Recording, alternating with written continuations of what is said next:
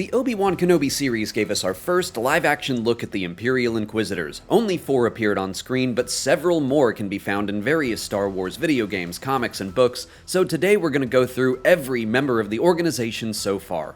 The Inquisitorius itself was a group of Force sensitives that worked for the Galactic Empire. As far as we know, they were all members of the Jedi Order that fell to the dark side on their own or were captured and tortured into servitude. Their primary mission was to hunt down and destroy any Jedi survivors of Order 66. Their secondary objective was to collect Force-sensitive children for Project Harvester so they could be trained in the dark side as future agents of the Empire.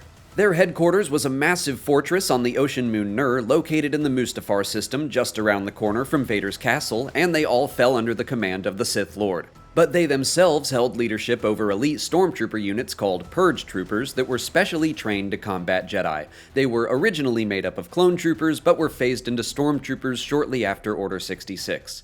Their leader, who reported directly to Darth Vader, was the Grand Inquisitor. As of right now, we don't know his true name, but he was a Powin member of the Jedi Temple Guard as seen in the Clone Wars, and he fell to the dark side after being denied some of the forbidden knowledge in the Jedi archives. Henry Gilroy, a writer for the Clone Wars and Star Wars Rebels, heavily implied the Grand Inquisitor betrayed and killed his fellow guards during Order 66 to aid Anakin Skywalker's assault on the Jedi Temple. He led the Inquisitors for 15 years until every survivor of the Jedi Purge was either killed or thought to be too well hidden to be found.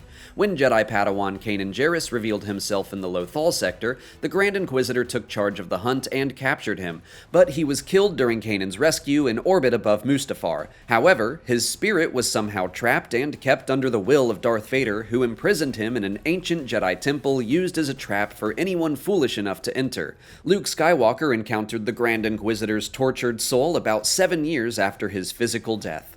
The second sister was originally a Jedi Padawan named Trilla Siduri. She and her master, Seer Junda, escaped Order 66 with a handful of younglings. Seer attempted to lead the Empire away from her apprentice, but was captured and tortured until she gave up the location of those she wished to protect.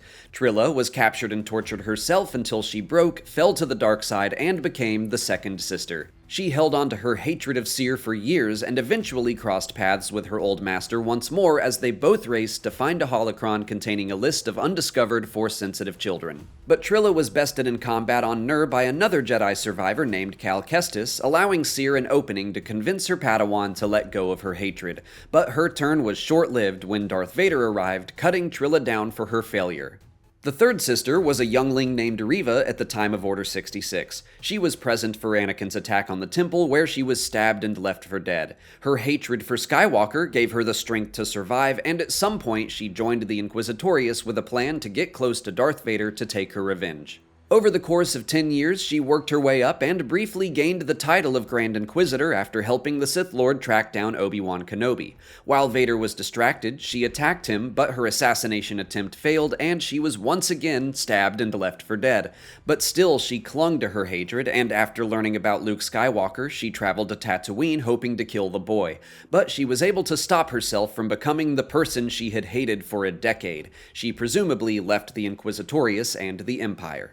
The fourth sister's true identity and species are currently unknown. She was present for the hunt for Obi-Wan Kenobi on the planets Daiyu and Mapuzo, as well as the Jedi Master's infiltration of the Fortress Inquisitorius on Nur. Her fate is also unknown, but at some point she was impersonated by a member of the Rebel Alliance during a rescue attempt from Vader's castle on Mustafar.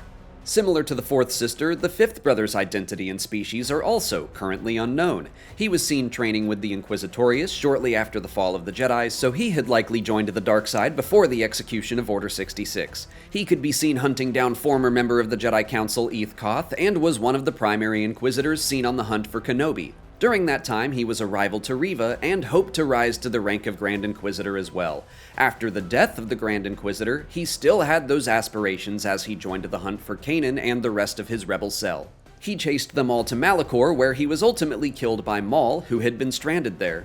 The sixth brother was possibly the shortest serving member of the Inquisitorius, and again his true name and species are unknown to us. He traveled to Mon Cala with Darth Vader, the ninth sister, and the 10th brother to find a Jedi in hiding named Farron Barr, but Farron was able to trigger the inhibitor chips in their clone purge troopers to execute Order 66 yet again. They attacked all Force sensitives in their sights, and the sixth brother wounded the ninth sister in order to escape. He was killed shortly after on the planet Rayata, where he encountered and dueled Ahsoka Tano. His lightsaber crystals were purified of the dark side energy and became the crystals used in Ahsoka's white lightsabers. The seventh sister was a Miri Allen whose true name is unknown. After the death of the Grand Inquisitor, she was often seen working closely, although competitively, with the fifth brother. She was part of the mission to find Kanan Jarrus, and she was also killed by Maul on the planet Malachor. The eighth brother was probably the longest-serving and final living Imperial Inquisitor at the time of his death. A Turellian Django jumper, he was there from the beginning of the Inquisitorius. 16 years later, his primary mission was to find and kill Maul. He tracked him to Malachor, but got more than he bargained for when Kanan, Ahsoka, the fifth brother, and the seventh sister all arrived as well. During a fight atop a massive temple, his lightsaber was damaged and it broke when he tried to use it to fly away, causing him to fall to his death. The ninth sister was an imposing Dewutin originally named Masana Tide. She was an early member of the Inquisitorius, but does specifically mention being isolated, tortured, and mutilated until she broke and began serving the Empire. She was the Inquisitor who was left for dead by the sixth brother during the mission to Mon Cala, but she survived and was given a cybernetic leg. She worked alongside the second sister to find and destroy Cal Kestis, who she dueled on Kashyyyk at the top of the Origin Tree. Cal cut off one of her arms and pushed her over the edge. Her whereabouts are currently unknown.